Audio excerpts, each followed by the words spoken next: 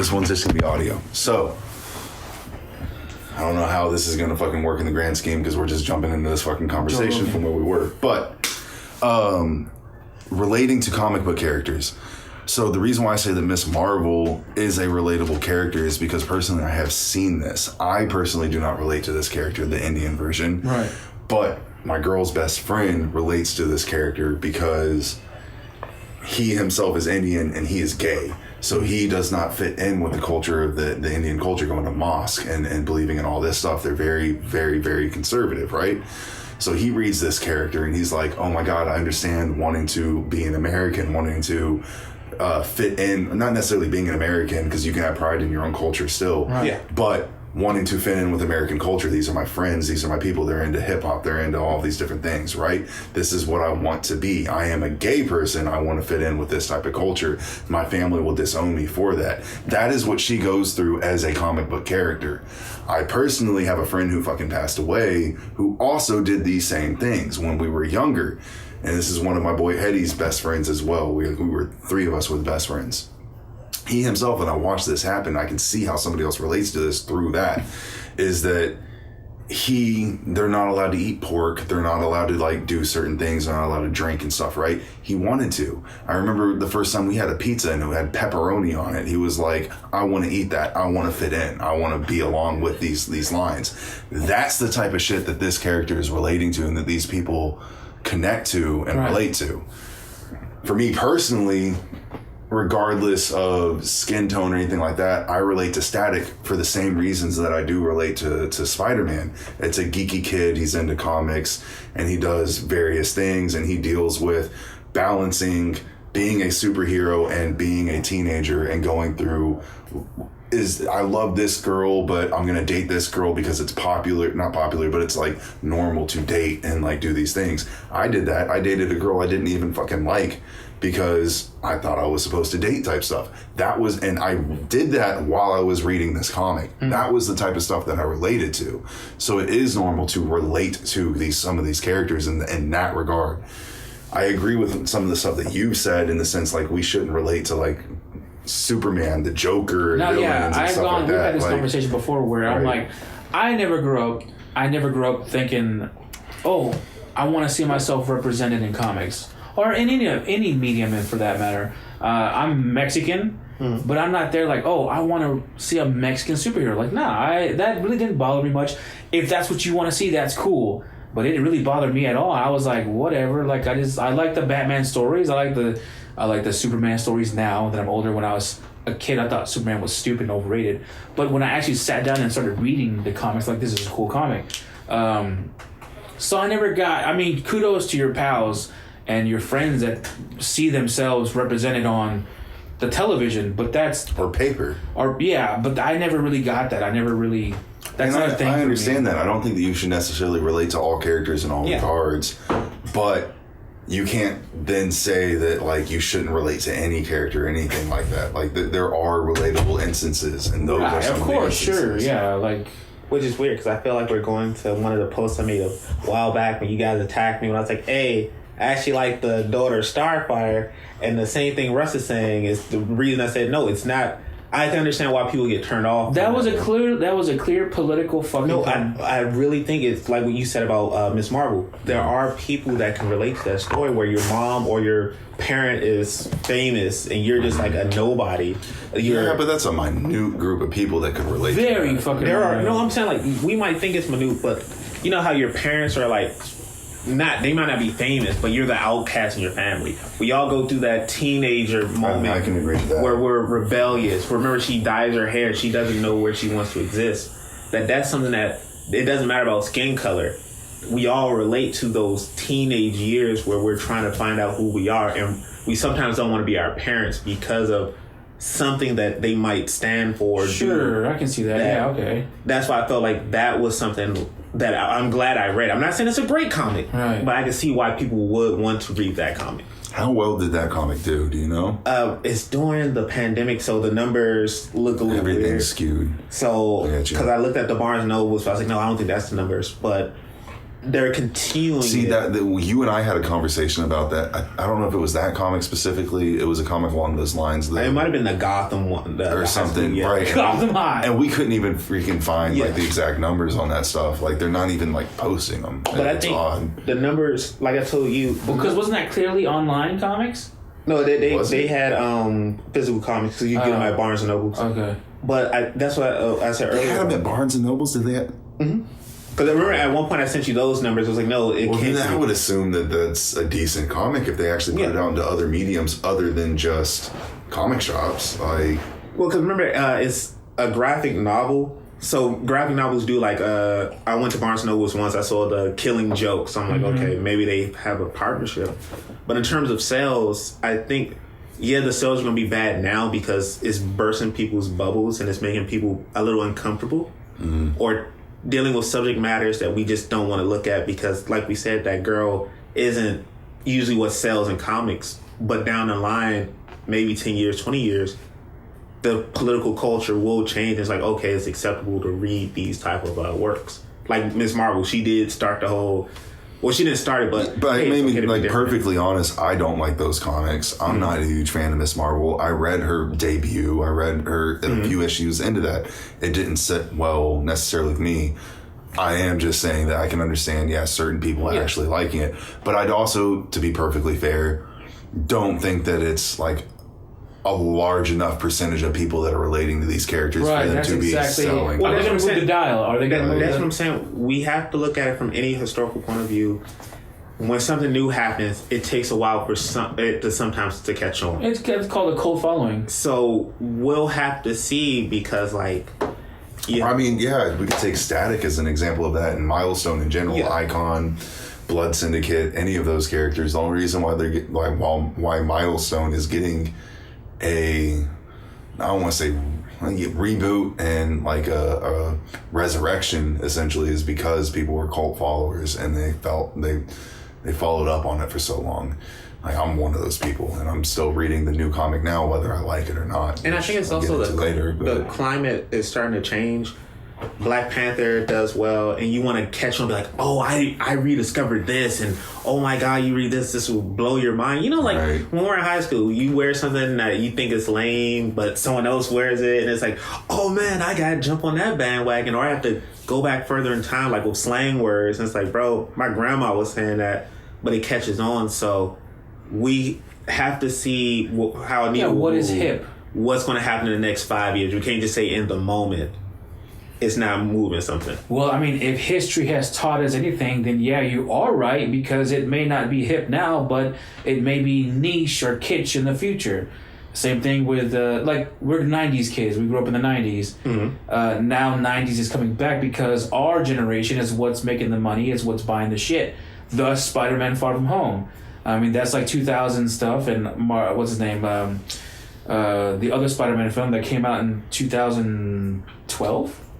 Amazing Spider-Man. Yeah. So and our generation are the people now making the money, going to see this shit, and going to spending money because of nostalgia. Same thing with the Ghostbusters. I mean, look at me. I'm not gonna shut myself off. I went to go see Ghostbusters Afterlife, and I clearly saw it for nostalgia. Mm-hmm. And here, take my money. But they did it so well that I'm like, I'm pleased with this. They respected the old characters, and now they're making new characters, and I'm interested in those new characters.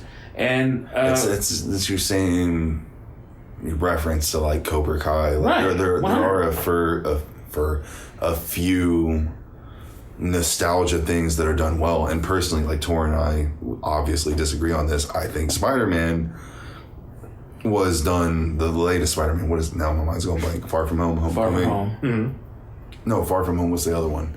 No Way Home. No Way Home. Yeah. I feel like No Way Home was done in a respectable way. I understand your perspective. We went through that. We can go back on that conversation. Other people can listen on that conversation. It was done in a respectful way. I thought that it was done in a respectable way. No, I never said it wasn't done in a respectful way. What I'm saying is you went too heavily on it to where there are some parts where you do scratch your head like, whoa, like the lizard. Why are you actually here? Or Sandman.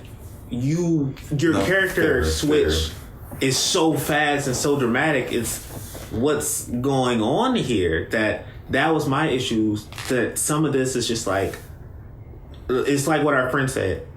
I feel like the fans wanted something so much, the writers just had to do it. Because the Andrew Garfield scene, it was. I don't think that it was necessarily that movie fans. was a meme. I don't think that it was the fans that wanted it. I think that those were the only characters that showed up within those films. No. I'm just saying, who like, else were you going to pull? That moment where everyone's, they post on Instagram, oh my God, I started crying.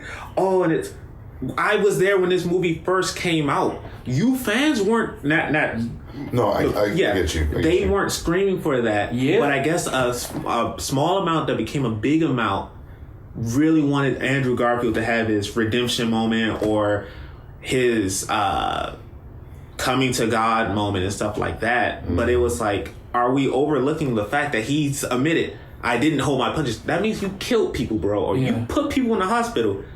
Just doing this one act, how can I say, oh, you're a good person? But then why is it okay or not okay? From your perspective, this is just a genuine question. Why are you upset with that? But then if you look at Ben Affleck's Batman, who has killed people, you don't have an issue with that. He hasn't killed anyone. That's gonna... Okay, so wait. In what part did he kill someone? He blew stuff up. Go back and watch Batman v Superman. Did he kill someone? Yeah. Yes, he did. Yes, he did. Yes, he did. Did he kill someone? Yes, he did. No, I'm saying, what scene? Okay, I'll tell you. The scene whenever he was in the Batwing, not even the Batwing, whenever he was chasing to get the white, whatever that was, in the truck. Yeah. Dude, there was a scene where he fucking grapple hooks a car of people in there, throws it on another car full of people, and smashes those cars. Those people are dead. No, what I'm saying is, he's probably fucked up some people. No, dude, they're dead, bro. I'm saying he shot people within that. No, remember, I think those, because they even said in the beanbags or whatever. Yeah, nah, dog. Because I remember I did in my defense. When Batman Arkham Knight came out, I was like, wait, is he killing people? No, those are... those are beanbags. But I'm saying, like, the same thing that happened with... another scene when he's in the Batwing, and he's coming in, and those people are shooting at him. Yo, there are people sitting next to those cars. Even if you look at I'm sorry, real quick. I'm sorry. Okay. Even if you look at the nightmare scene, he's using a gun within that and shooting and killing people. He snaps somebody's neck in that. That's a dream. That's a dream. No, that's a future. Yeah, that's when, remember, that's all anarchy on Earth, and remember some of them up here. No, that's a dream. Because in my defense, sip my drink. I also said I had a problem with the new Batman film. Remember, we talked about it. I said, I don't like that type of violent Batman. I do. I've openly said it. I do not like. Do you not like Ben Affleck's violent Batman? No, I say for Ben Affleck, the story was and we've seen this, the Gotham, Nightfall. Yeah. That once he loses Jason or whatever that Robin is, he does become violent. There's so many scenes though within where he's running through. My ping has blown somebody up. Yeah, no, we did talk about that one. But I'm saying, like, we know, hey, he lost someone. And we're still saying you're still not a good person. I've never said, Batman, you're a good person. But we see him... Oh, that's not the argument. No, the argument is for Andrew Garfield. Right. He saves Mary Jane. That doesn't make up for the stuff that you did. Same with Ben Affleck's Batman. Right. You've had movies to grow into it. But even he says, I'm not good enough to be the leader. We need, at one point, Wonder Woman. She says, no, hey, we gotta get Superman because I can't help you guys. And that's what I'm saying. He still has those issues, and I haven't forgiven him. I at this moment, I can't forgive Peterson's Batman because he became a meme. Pattinson? Yeah, Patterson. Okay. My bad. Peterson. He's become the meme of... Wait, I have to ask you, why don't you like Batman fucking Brutal? Because that was cool when it was in the Nightfall story.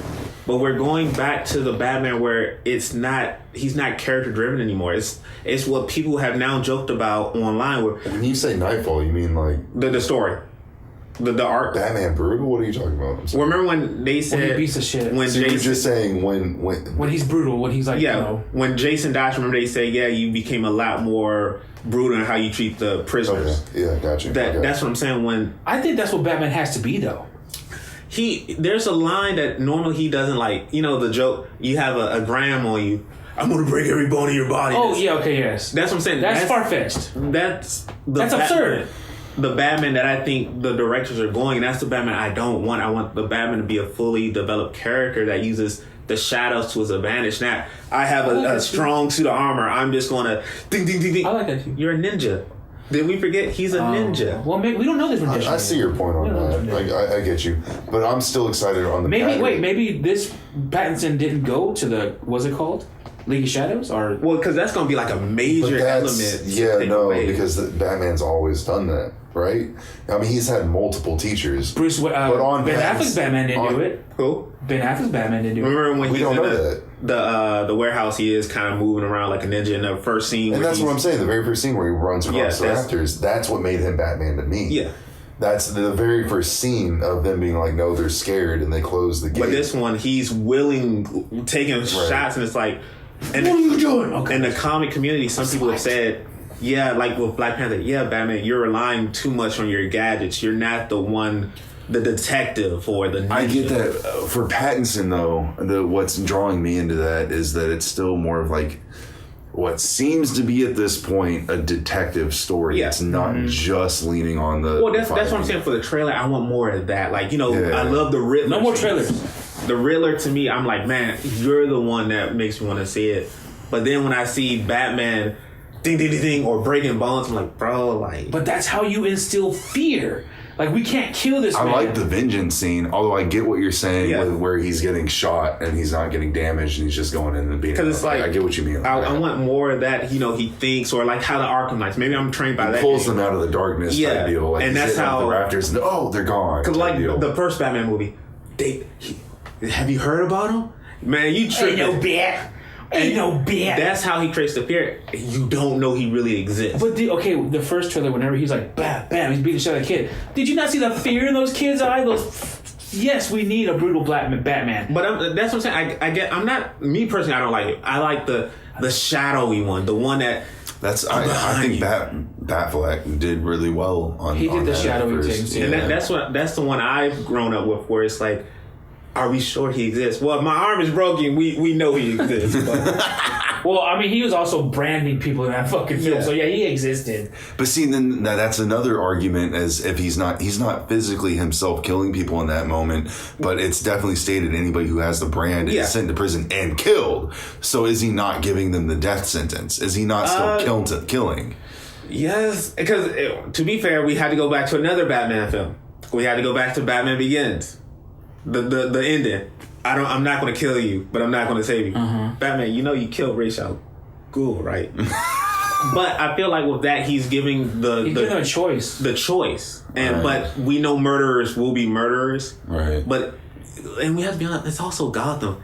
Hey, if they're branded, why don't we just take them somewhere else other than prison? Nah, they good. And I wish. Well, because they're corrupted. That's the whole. Well, that's what I'm saying. I wish. They could have gone to. Well, not unless they were crazy, they couldn't go to Arkham, but like they could have been sent to what, Blackgate or something else. Like there's other options. And I wish I would have said it. This is one of my issues with the Snyder Cut universe.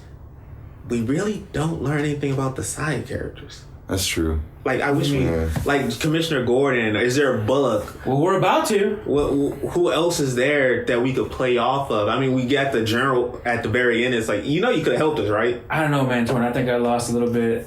Not respect, but there has to be a brutal Batman. No, I'm just saying, like, the levels of brutality. I don't want the broken bones. I feel like you need to instill that in. But remember, I like the detective too. That's when we got the what Tim Drake said. Yeah, we know he's hurt. Jason is just dead. He's killing people. So not killing, but hurting. They thought there was gonna be more movies. Yeah. So I mean, if they're saying that he's lost something, or maybe this is, I think it's supposed to be a year 2 story. Maybe he can't. Pattinson? Yeah. Okay. Yeah. It's supposed to be based off like he hasn't learned to use the shadows just yet. Maybe if they say that in the movie, hey, okay, that makes sense. But if it's I just like hurting people. You're this close to killing somebody. I need that. Listen, I like my Batman to be brutal. I like my Jokers to be crazy, sadistic killers. That's my DC. So, who's your favorite Joker then? As of right now, the Gotham. McGonagall? What, I can't think of his name. Yeah. Mahonigan. Why is the Fallen Order Jedi. No, I 100% agree. That's my favorite too. Because he's pulled off the diversity of that character as well. Like there's different versions of the Joker, even though he's not the Joker, and he's done every single one. Right. Like he did the serious, he did the gangster, he did the Joker, he did like just every version of the New 52, New 52 without a face. He did every version of the Joker, and I feel he pulled it off. I don't give a fuck what anybody says. The and calm I know Joker, the so faker. many people don't like Ben Affleck's Batman, and they don't like his version of the Joker, but they're wrong. Like no, if you really read comics, wait, you like Jared Leto? I didn't say that. You said Ben Affleck's Batman. Yeah, that's Jared. I said, but I meant like his Batman. Like people don't like Ben Affleck's Oh, Batman. because I thought you said Joker. And I just like Jared they don't Leto. I don't hate Jared Leto's Joker, but I don't like that. All right, I like his mannerisms. I don't like his aesthetic, and I'm not going to blame Jared Leto on that. I don't like. See, because it's from that weird comic that it's not weird, but the Joker comic. Because remember, he's actually kind of like that, where he's like a mob boss and stuff like that. Yeah. That's one of those comics that you have to read, but it's not on a lot of reading. They just updated it. Yeah, but Gangster thug. if you read that one, it's that's where they got the inspiration from, because there's very strong comparisons between those two. And then Jack Nicholson, because need I remind you guys, Jack Nicholson fucking poisoned people in a parade. How fucking crazy is that? He rented balloons, filled it with Joker laughing gas, and was like giving away money that he stole from the bank and killing people at the same time. That's where's honestly wait, where's Heath Ledger Joker? Ooh, I fucking kidnapped a boat full of people and I turned them against himself. Which he did it. No, remember that loser. What made it so cool though? It's like, oh shit, he's about to prove how fucked up people really are at their core. And he did it. Yeah, loser. Remember, it was one of those scenes that's like, oh, rest crap. in peace, Heath Ledger. I love you. The Debo of all characters saved the day. I do really like the Batman, the audio adventures. That Joker. Yeah, but that's hearing. That's chef's kiss. Like when we talk about hearing, we know who the number one Joker is. Mark Hamill. But you can't just say that. That's a cop out. I think it is, but no, that's the best Joker is Mahanigan. I can't remember his name right now, but the Joker from Gotham. And I understand people. Well, he wasn't really the Joker, but he was the Joker. No, that dude killed it. I think Joaquin was the best. Fuck that movie. That movie made me love superheroes. If the end is... Wait, hold on. Okay, so... If the end is a dream, if it's all a dream, then I'm for it. If it's not, if it all actually happened, then I'm not. How could you be for something that's just made up? Because then it's all in his head, and that's what makes the Joker so fucking crazy. I'm for that concept. I am not for all that actually happening, because this sets up a universe where the Batman and the Joker can exist without each other, and that's not true. They're two sides of the same coin. They have to have each other. Yin and yang. Right. So that's my issue. This sets up a Joker that can exist without Batman, and that is not the fucking Joker. However, if this is all in his fucking head, then that's a proper Joker. What if it's the story of, if it did happen, that the Joker is like a poison, and the poison just went to another generation? Because remember, at the end of the film, we do see someone grab a clown mask and put it on, right? Yeah, and shoot. So what if that's what the Joker is? Because some comics do say that that's his ability. And that's just relating Gotham. And that's just relating it, I feel, to the Red Hood. And that's just a shout out to that. Anybody can be that. Anybody the Red Hood was a mantle that was passed on. That's the Joker's weird ability that I'm surprised they haven't done a comic. Oh, we've killed the Joker, bro. I just heard the Joker was like, they did that too in Gotham. That's what I'm saying. Like, that's the Joker's ability, where he can make sane people. You're a virus. You're gonna be a plague when kids are gonna scream in their dreams. That's in the Gotham. Yeah. So that's why I think with the Joaquin, it sets up a lot of questions. That man, like, did I miss something? Do I have to watch it again, or is it a line that I just overlooked? Because that's why I think there has to be a Joker too, or maybe that's the beauty of it. It just needs to be one. And you're just like, did it ever happen? It didn't. I mean, clearly it didn't. Okay, so I say clearly. Did you stop it? Mm-hmm. And I say clearly because it was all in his head. Mm-hmm. Because if we see the movie, his psychiatrist in his head is black, and then whenever we shoot to the real world, which is him in all white, and she's like, what are you laughing at? It's a black psychiatrist. I think, you know what? I think I'm a little fan theory, a little comic cave fan theory. This movie, the Joker movie, takes place in the future. That's why he's able to know that Bruce Wayne is Batman, because he put that in his head. I love him so much, I want him to be my brother.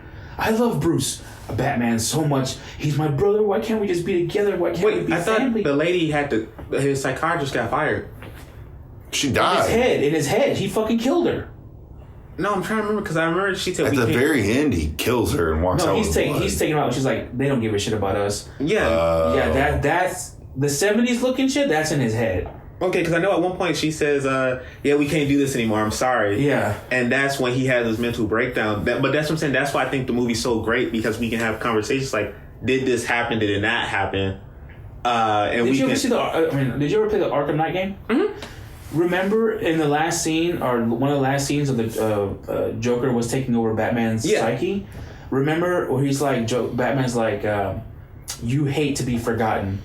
And Joker's like, you're trying to scare me, Bruce. It's not going to work. It's not going to happen. It's because Joker, I feel like that's another thing. Joker was in his mind in the Joker movie.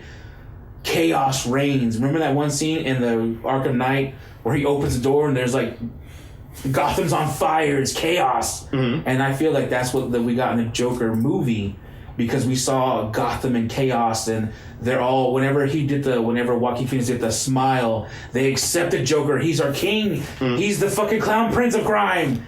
And so that's why I feel like he's pinting up himself to be, the Joker in his head, because that's what he sees himself as, and that's what he wants to be accepted as. He doesn't want to be forgotten. He doesn't want to be let go. He's the Joker. He's the fucking prince of crime, And that's why I feel like that took place in his head. And I feel if this movie is real, if they do connect it some way somehow, it should take place way into the future, like the Dark Knight Returns future, way into the fucking future, and where Joker's is the John Doe and he's catatonic. Mm-hmm. I feel like that'd be cool. I mean, that's the thing. There's so many ways they can do with this Joker verse. Is where, can I say Joker verse? I mean, it's only one movie. But I mean, if it continues, because it's not connected to anything else, and I guess we'll have a new Batman verse. That the film can go so many directions. But I think the director said he wanted to do a Lex Luthor film. I'd be down for that. So I mean, I think that's the interesting verse to me moving forward. Now, if they do a Sony Venom, you know how they're introducing Venom, and then what's the other one, Morbius, and then we have Kraven the Hunter coming. Mm-hmm. Now, if they started off with the Joker, and if they do like a file case, the next one you said is what? Lex, and then the next one could be Freeze, Penguin, so on and so forth, and then they come together, and then we get a Batman movie. Because I would love to see a Mr. Freeze done right in live action. I mean, I just want to know how is that going to be like an hour 30-something minutes though. The movie? Yeah. I mean, Heart of Ice, bro, that's a great... I know it's a great episode. It's like, 3 episodes, right? But I'm just saying, I think it's 2. 2? Okay. And the Sub-Zero movie is really good. That too, yeah. I mean, but that's still man, an hour 30. I'm not, because I like Freeze, but I'm like, man, how are you going to pad it so much? I mean, he could become a doctor in, what's that fucking company he works for? I can't remember. It's an Arkham Knight. Mm-hmm. He could start off as that. Victor Fries could be anything. And I don't know, was he German in the fucking comics? Is that Victor Fries? And you can start off like that. I mean, the same thing we did the Joker. I remember when I used to tell people, isn't it Price? No, it's Freeze, you idiot. I'm pretty sure I know how to spell, but I'm glad the show confirmed it. But even though people say that, no, it's like Ra's or Roz, which one do you... And that's, it's appropriate for you there. Is it Shadow Lu, Shadow Law, Shadow Lao? Street Fighter. But yeah, I mean, how do we wrap this up, bro? So, you introduced, I didn't know where the fuck the conversation began. I can't remember. Oh, we started with Miss Marvel. Oh shit, okay. So going back to that. No, I mean, we don't need a specific thing to wrap this up on. The conversation went, and it was a good conversation. It really was a good conversation. Random conversations. Random conversations with Comic Cave. Russ, Chris, Torn. Check out our giveaways. That's how I'm gonna leave these off. That's it. Peace. Deuces. Yo. What is it that you said? Hey. Oh, that's what's up. That's what's up. That's lame.